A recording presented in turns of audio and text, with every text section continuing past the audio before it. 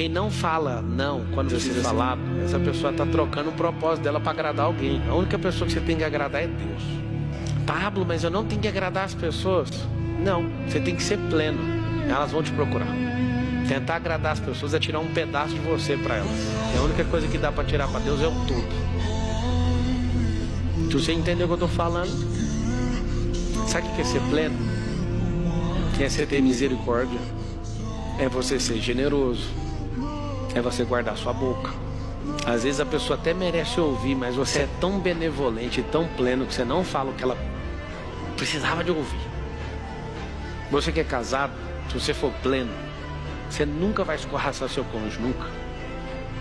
A Carol nunca ouviu da minha boca nada que rebaixasse ela como pessoa nem como mulher. Nunca falei isso. A Carol nunca ouviu da minha boca assim, ó, eu vou largar de você. Nunca passou isso nem na minha cabeça.